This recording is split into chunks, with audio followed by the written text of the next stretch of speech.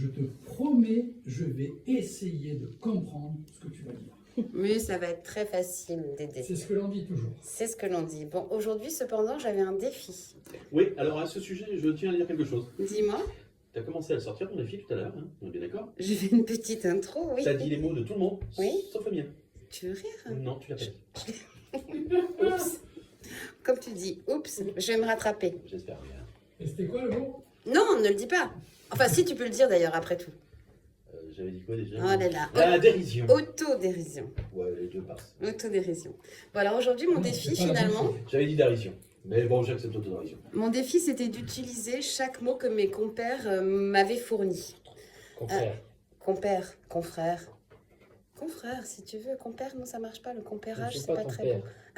bon. Luc, je suis C'est parce que ton tu... père. Enfin, bref. Donc, bref. Donc, c'était mon petit défi. J'ai trouvé ça assez rigolo. Et pour tout dire, ça change un peu de mon ton docte et un peu prétentieux, je l'avoue, où j'ai toujours quelque chose à dire, comme si j'avais toujours plein de révélations à vous faire. Bon, pour autant, il fallait que je choisisse un thème et il a été choisi parmi ces mots. Et comme je sais bien que pour attirer votre attention, retenir votre oreille, il fallait, bande de petits galopins, Ouais. quelque chose d'un petit peu libidineux, Hum. quelque chose qui nous parle à la fois de chair et de convoitise, le ton a donc été donné par le mot concupiscence. Qu'on applaudit bien fort. Et il est avec nous ce Et soir. tu sais que j'ai failli le dire et tu l'as tapé avant moi. Incroyable, les grands esprits. Les grands esprits. Donc il fallait bien que j'écrive ce soir quelque chose de concupiscible, qui veut donc dire désirable. Donc, Blaise Pascal, parce qu'il faut toujours que je rajoute un peu. Qu'on embrasse. Voilà, qu'on embrasse, définissait la concupiscence et la force comme source de toutes nos actions. Il disait la concupiscence fait les volontaires et la force fait les involontaires. Donc en fait, il nous parle de l'élan vital, il nous parle de la libido. Freud n'aurait-il donc rien inventé? On se te le demande. On se le demande. Bon, ce qui est tout de même assez drôle, ironique, et on pourrait croire que c'est une plaisanterie. Figurez-vous que le mot concupiscence, alors plaisanterie, on peut l'applaudir. Hein. Voilà. Voilà.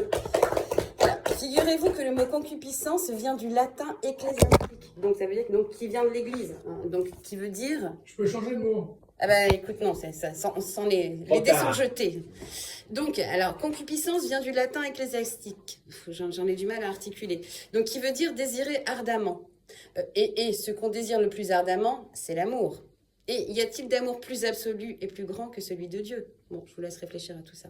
Sinon, dans le langage des oiseaux, vous connaissez le langage des oiseaux? Oui. Voilà, c'est cette manière d'écouter, de décomposer, de comprendre les mots de manière phonétique en donnant un sens à chaque syllabe. Donc, concupiscent devient une association de syllabes qu'on appelle sales. Ah oui. Voilà. Eh oui. Mais bon, à la fois comme s'il y en, Il dit oui, il a rien compris. comme s'il y en avait des propres. Pu, Voilà. pisse, Pas puissant même, tout court. puissant. Voilà. Tant qu'à faire. Tant qu'à faire. Ça, c'est l'idée d'ardement. Donc, on part d'un mot ecclésiastique, on en fait un mot, Sale. sale, et une fois de plus, il a fallu qu'on croque la pomme, hein, qu'on dénature l'essence même du désir et qu'on en fasse un appétit avide, fait d'instinct, de penchant, de sensualité, de libidinosité, de soif de plaisir. Et là, la pomme prend alors un goût doux amer. Ce ne sont plus des pommes que l'on croque, mais ce sont des kumquats. Tadadam! Ça, c'était les mains. Voilà. Mais à la fois, vive le péché originel, qui est un peu la condition même de notre existence. Qu'en serait-il de l'humanité si Adam et Ève n'avaient pas commis le péché de chair? Ah ouais? Nous sommes tous issus du péché finalement, comme n'importe quel kidam. Tadadadam!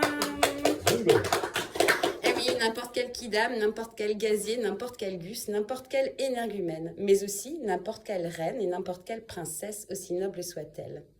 Ouh là là, les choses commencent à devenir complexes. On est à la fois enfant de Dieu et à la fois enfant du péché, portant en nous alors l'absolu et la débauche. Oh, c'est difficile, Odile, tellement difficile. Donc, c'est là toute notre condition humaine. Quelle dose d'autodérision, tadadam, Bingo. Voilà.